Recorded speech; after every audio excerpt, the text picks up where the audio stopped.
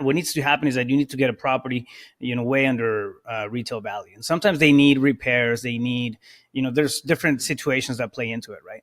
But you come in and, I call it lock in the contract. You negotiate the contract. Now you have a signature on the contract, your signature with the seller's signature, because you're buying the property, but you're buying it at a discount. And what you have now is vested interest. So now you actually have an asset in that contract.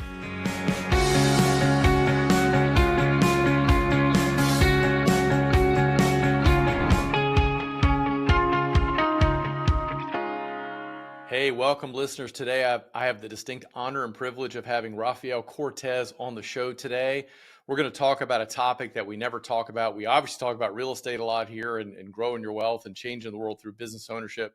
He is a very successful entrepreneur, has owned multiple businesses, and he does a lot of things. So I'm just going to kind of put it out there. He's a real estate coach, an organizational psychologist, owns real estate businesses, multiple other businesses, but he's done extremely well at a young age. And we want to focus today on how you can buy real estate without buying properties and how you can make money there and really leverage that. And I'm excited, intrigued to learn about this concept that Rafael's doing so well with and has been so successful. So Rafael, welcome to the show today, man.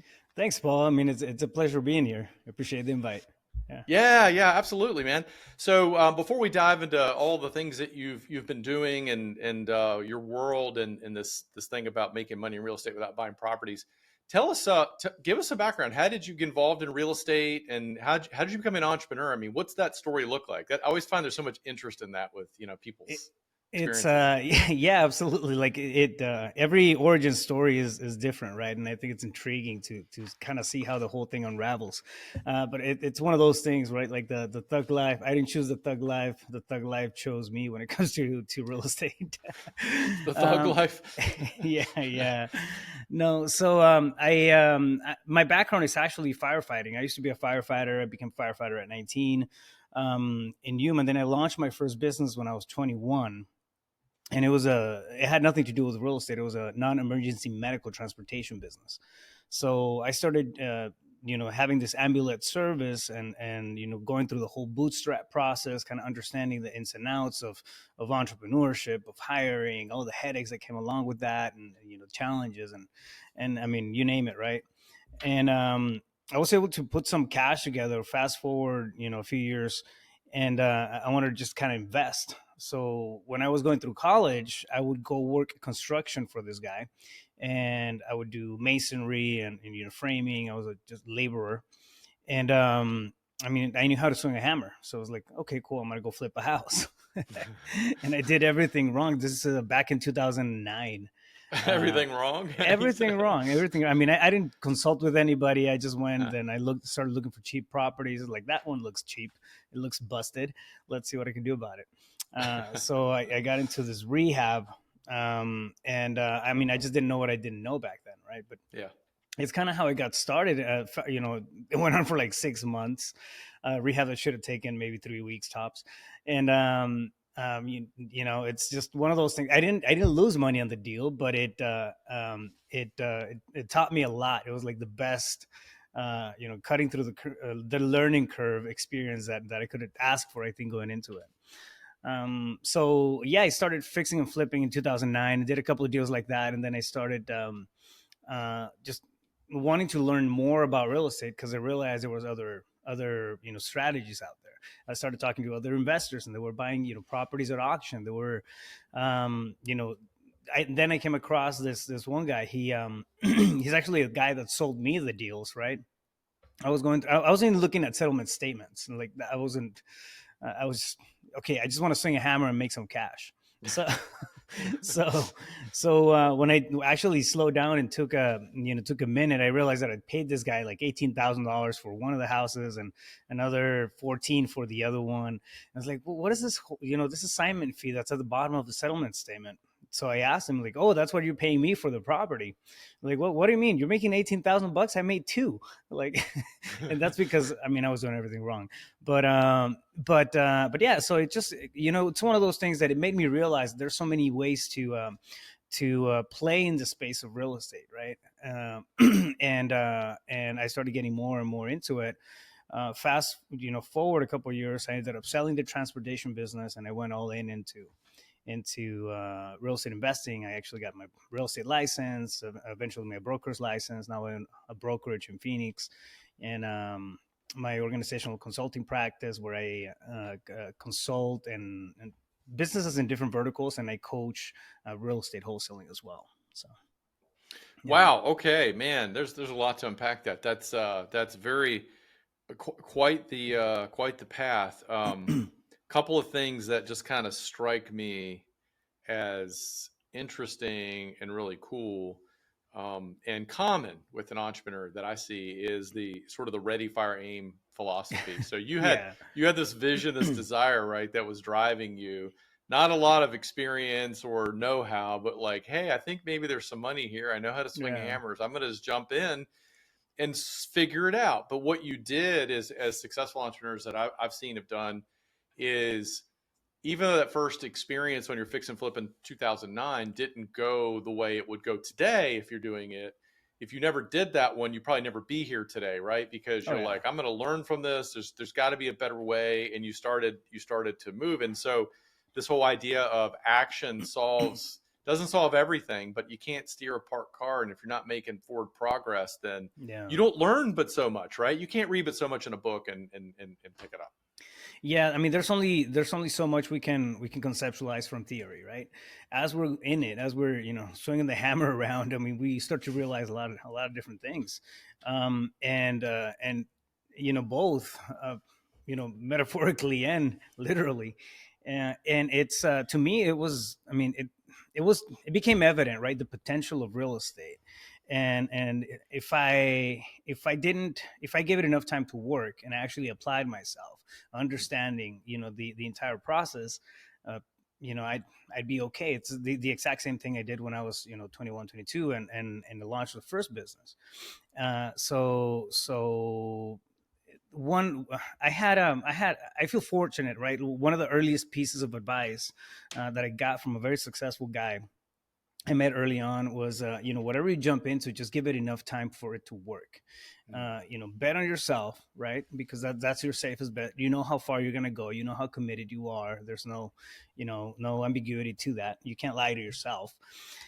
And oh, you can try, but at the end of the day, like we know what we're willing to put in, right? So I felt conviction at that point. It's like, okay, I see, there's a lot of things moving, and I was getting, I mean, to be completely honest, I was getting tired of that other business. There was a lot of logistics and a lot of work, and the input did not correlate the output of it.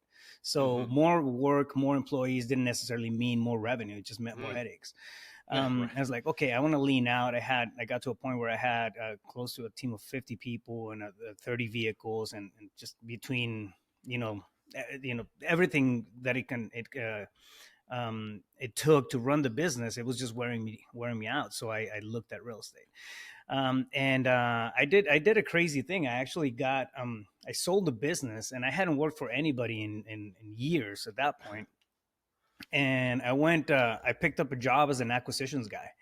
Mm-hmm. I figured, if I'm going to learn this thing, I have to, I can borrow somebody else's experience. That's one.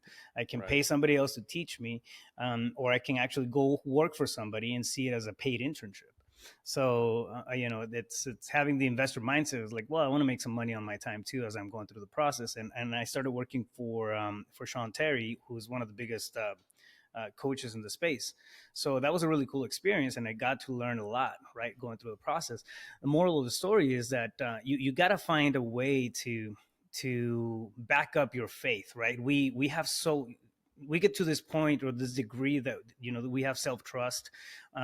If entrepreneurships or entrepreneurship will do that to us, right? We get to a point where okay, I believe I can do this thing, but you have to back it up with something. Action comes in, directed action though, like it's that's really what takes the pie. I mean, I feel so. Yeah, I mean, obviously, at the end of the day, I mean, you want to focus your energy, and you have to have a, we talk about earlier about just kind of getting started, and the analogy of you can't drive a parked car, but in the Yeah, beginning you're going to run over curbs and fire hydrants and things like that. But at some point, you got to learn how to point that thing in the right direction and know what you're right. doing. and that's how you harness the energies that you have, the desired outcome, what you're looking for. You can dial in your reticular activating system and really focus on Yeah. what you're looking for. And but I love the fact that you sought out a mentor and you said, hey, I'm going to learn that this business. Way back in the day, I did a similar thing when I first got involved in real estate finance. In the late 90s, I had another business, and I've had like 7 businesses in my life. But at that point, I thought, well, this business is kind of operational. I've got some time. I really want to learn real estate finance, and so I did the same thing. I went and Yeah. took a job for about 6 months, and I learned because I was kind of spinning plates. One business was going just fine and didn't take a lot of my energy. It's like I'm going to focus here, and that gave me what I needed to know to then go out on my own and be, my own thing, and have done it ever since. And so that's Yeah. wisdom right there that you did that. So, talk to us now. Let's dive into this whole idea of, you talk about acquisitions and, this wholesaling, this idea of, making money in real estate without buying properties. What is that all about? I mean, where do you even start with that? So it's, I mean, it's a relatively simple concept. I mean, in reality, right? It's not rocket science. It's that, I mean, there's a lot of rejection that comes into it whenever you're talking to sellers and whatnot. But basically, the concept is, you find a motivated seller. It can be a distressed seller. The property is distressed. The seller's in financial distress. There's divorce. There's probate. Cases. You name it, right? But we go through the process of doing very specific type of marketing to go direct to sellers, and source the property. So we start to source the deals, and you start negotiating the deal. So you basically, what needs to happen is that you need to get a property way under retail value, and sometimes they need repairs. They need, there's different situations that play into it, right? But you come in and I mean, I call it lock in the contract. You negotiate the contract. Now you have a signature on the contract, your signature with the seller's signature, because you're buying the property, but you're buying at a discount. And what you have now is vested interest. So now you actually have an asset in that contract. Now what happens is that we have a period of 30 days, right, to close on that deal. There's specific clauses that have to be placed into your agreement, and verbiage in there, and the conversation has to go a certain way, right? But basically what happens is that you have the ability to assign that contract to an end buyer, somebody who's going to come in and then buy, flip the property, keep it as a buy and hold. They're going to be the investor for the property. So simple, for the sake of numbers, if a property's ARV is, or the property market value is $100,000, you're going to lock it at $60,000. Maybe it needs $5,000 in repairs. So you mark it up to $75,000. So now you have an end buyer come in, pay you $75,000. And you keep whatever you locked your contract price was, versus, or the difference between the contract price and the sale price for the end buyer. If that In makes this sense. case, would be $15,000, Right. because you bought it at 60 and you turned around and sold it to the buyer for 75. Exactly. Yeah. So and that becomes a revenue, right? When traditional, like for example, traditional real estate, you're looking at percentages. In the valley, we're normally looking at $7,000-8,000 on commissions, right, for a month of paperwork, and maybe 2 months of looking, if you're dealing with a buyer and whatnot. And the average revenue, for example, in my business, is $32,000 per wholesale deal. So the profits tend to be bigger, and the life of the deal is a lot shorter. We source a deal, we get under contract. We usually get it sold to our buyers list within a period of about 2 weeks, and then it takes another 10 days for them to close. So we're in and out of the deal in usually around 3 weeks or so. If it's bought right, if it's priced right, of course, and it makes sense. The interesting thing, Paul, is that we're sourcing single family properties. It's usually just like the avatar that I choose to go after, right? Single family properties, but we're opening up the conversation to see if they have any other properties. So we get a lot of land opportunities, we get commercial opportunities, we get multifamily opportunities. But hey, listen, I don't want to sell that house on Main Street, but I do have a fourplex in whatever town, and we'll start talking about that, and then just put again, presenting offers under the same type of structure. So really what it is motivated seller. You come in, you negotiate the contract, you have vested interest in the contract, and then you sell that contract to an end buyer. You're not now when the property closes, you're using the end buyer's money. You're not using your money to Mm. pay for closing costs or anything. All you're doing is assigning your vested interest, and you get paid through the title agency. So at closing, you're Yeah, you're at part of the closing. settlement statement. You get Yeah, paid as the intermediary. exactly. Comes up as an assignment fee in there. And there's Mhm. different ways of doing it. I mean, as you get more and more into it, you can, have more advanced strategies like creative financing, sub two, Mhm. and, options and all sorts of things to, or ways to monetize on the same type of leads. But yeah, I mean, if you want to sum it up, I mean, wholesaling I think it's one of the lowest barrier to entry Mhm. opportunities for real estate that's out there. And you can literally begin wholesaling right now if you start, driving around and door knocking, the targeted lists. So if you're trying to get, let's just say someone's trying to get started in real estate, generally if you're buying investment properties or whatnot, it's going to take a little bit of capital, right? You need some down Yeah. payment and that sort of thing.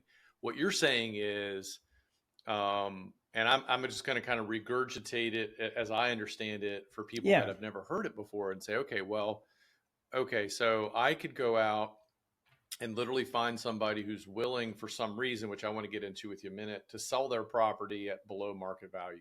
Yeah. And so I negotiate with them, I go into contract with them, and everyone's happy. And I've got 30 days, let's say, in the contract to actually execute the contract. With certain verbiage in there that it's clear there's going to be an assignment potentially or whatever, not Right. necessarily, but potentially. Okay. So Yeah. We're then absolutely transparent when it comes to having those conversations with the sellers. You always want to do that. yeah, yeah. Okay, I was going to dig in that too. So I've got this contract, which is an asset because it doesn't cost me anything basically other than my time and negotiation to find this. Right. So I've got this, and I'm like, hey, I've got this house I want to sell, and then now I'm going to turn around and then I'm going to basically sell this to somebody who either and you said a lot of times they need work or whatnot. So maybe somebody who's going to do a fix and flip, a value add, or Right. somebody's going to maybe fix it and turn it into a rental or whatever. But I could Yeah. sell it to anybody essentially, right? At that Yeah. point. Yeah. And so And whatever I sell it to them for minus what I've agreed to pay for it is what I take. exactly. That's your profit in the deal. Okay. Uh, Um. And So so here's a question then. Along that, I think logically I understand it. It makes sense. Now, from an emotional standpoint, why would someone sell their house to me or to you as a wholesaler when they could put it on the market and sell it maybe at a higher price? that was the I think it was the biggest mindset battle that I had going into this thing when I started looking at wholesale deals. Sure. There's so many different ways. I mean, if so if we're getting normally we're entrepreneurs, right? So we're bottom line, oriented per se, and we're thinking, okay, cool, that doesn't not I mean, it does not make sense to leave money on the table as we're putting together a deal. By default, I think it's one of our go-to's when it comes to like the thought process. However, there's so many different situations. I mean, you have, for example, we just bought a property in Mesa, and we're making $60,000 on that one. We're closing on it, I think, in 4 days or so. We already got it assigned to a buyer. But that situation was a divorce, right? Mm, They just didn't want to go through the hassle of putting it up on the MLS and then squaring out out the paperwork between the wife and the husband. And I mean, we came in, we just made an offer on the property. It needs hmm. some work, so they didn't want to deal with repairs. They didn't Okay. want to deal with contractors. It's a convenience, right? Okay. So think about it this way: they'll exchange equity for time and convenience. It's Okay. really what it comes down to. So we Okay. sum it up strategically, right?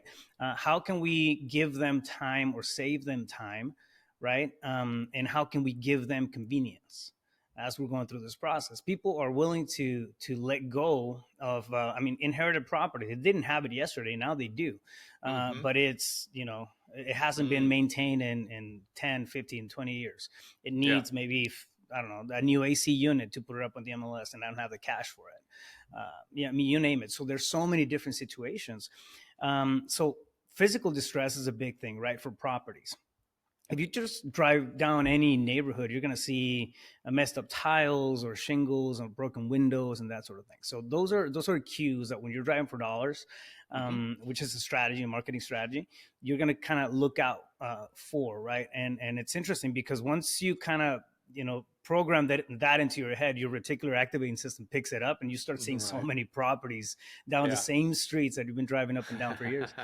Um, and um, so that's one, right? But physical distress is one. But then you have circumstantial distress. Somebody passed, now it became a probate. They need to go through the probate process, and they just want to get rid of the property. Mm.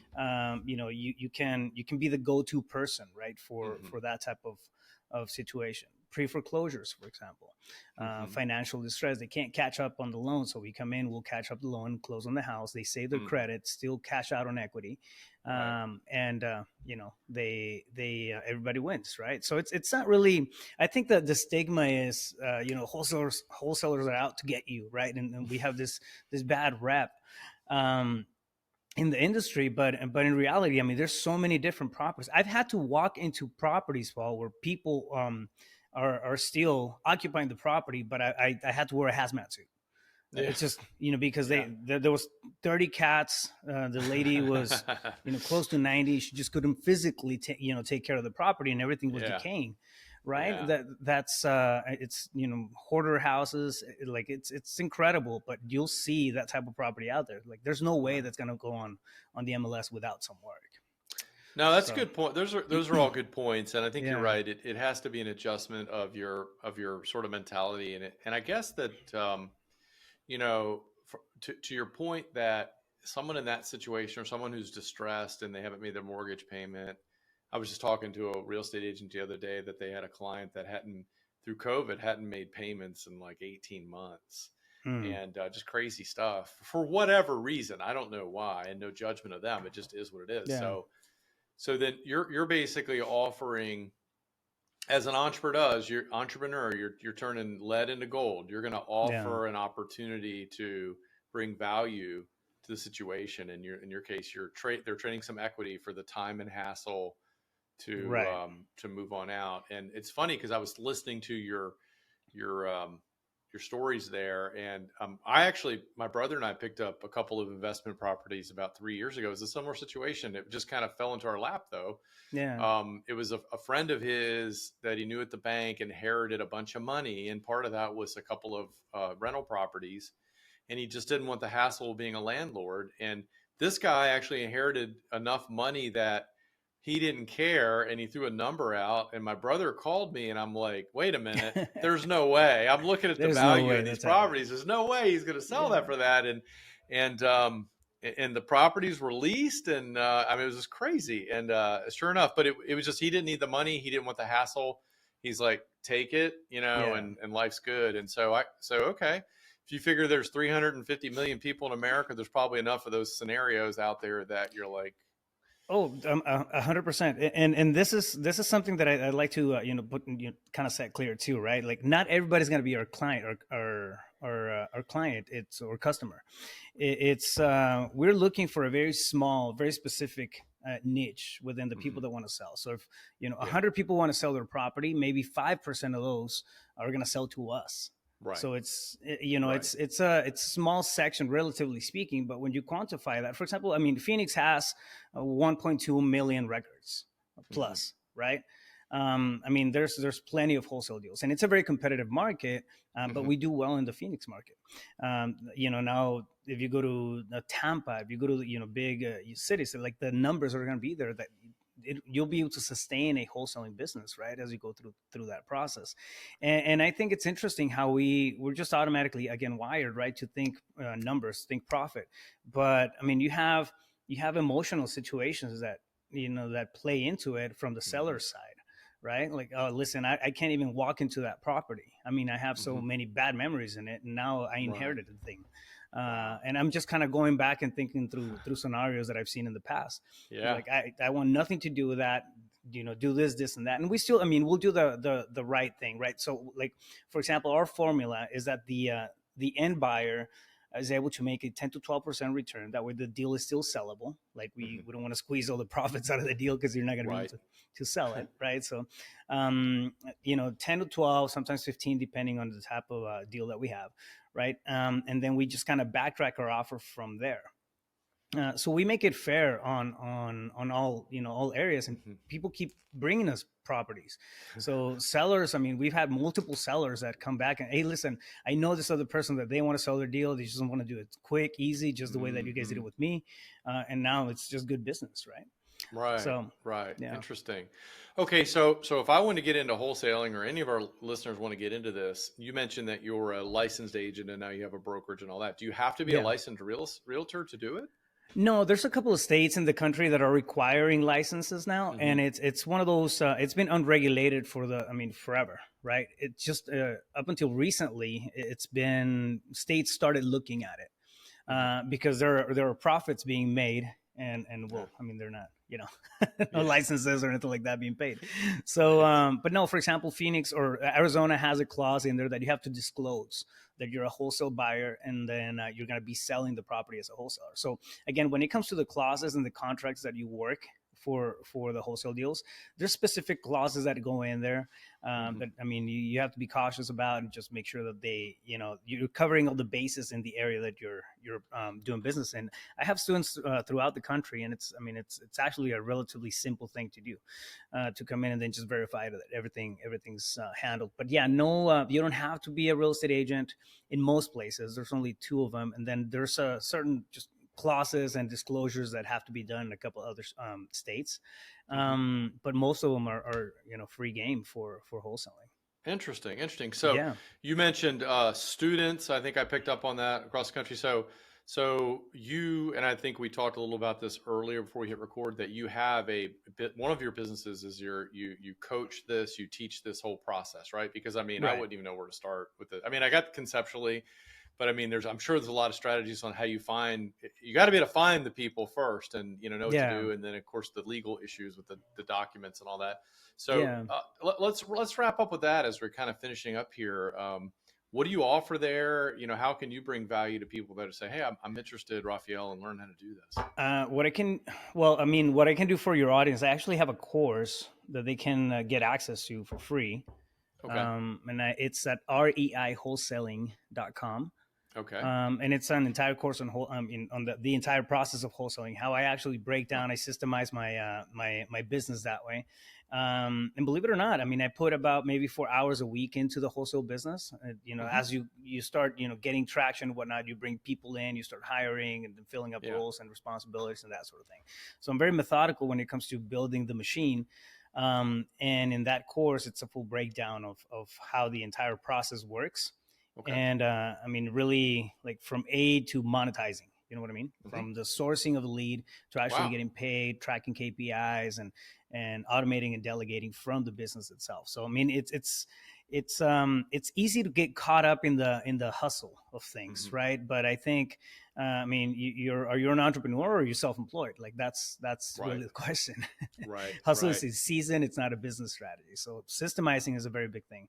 But on that course on wholesaling.com, you can get, again, free access to it, and I do a full breakdown of the 6 stages of the wholesaling process, and the ins and outs of the business itself. If somebody wants to reach out or they have more questions, they can always reach out to me directly. I'm pretty active on social media as well.